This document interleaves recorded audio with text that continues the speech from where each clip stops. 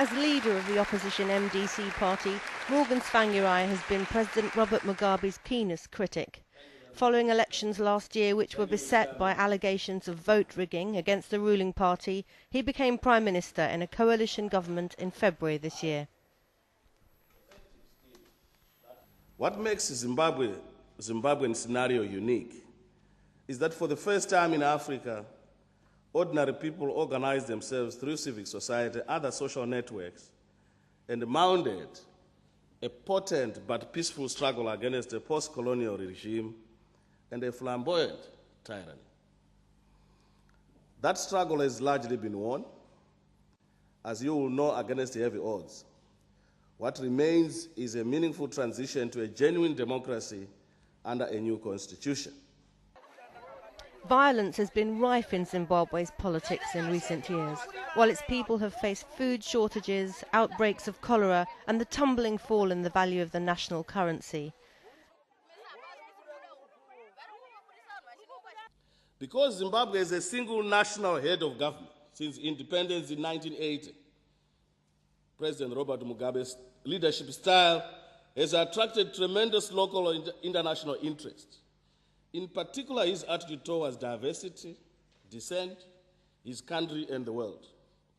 While I understand the current suspicions and fears about his continued role in our country as a nation, we must, however, move forward. Mr. Tsvangirai has encountered criticism on his European tour, receiving hostile comments from Zimbabweans in exile who believe there has been insufficient progress towards stable, democratic government. But he remained optimistic. Zimbabwe is changing. While that change may not be immediately visible to the outside world, there is a fast emerging picture at home. Zimbabwe has become a totally different place, a significantly better place in the past 4 months.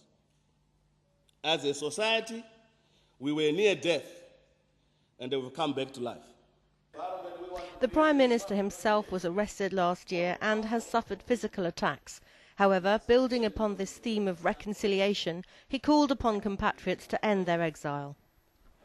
Sadly, many of those who first fled from the previous government were those whose capacity and educational attainment made them the most marketable in other countries, the brightest graduates of what was once the best school system in Africa. We need people to start thinking of coming back home.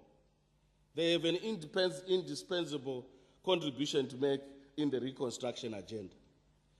We will build Zimbabwe around democracy, free elections, around all universal and generic freedoms, respect for property rights and the rule of law.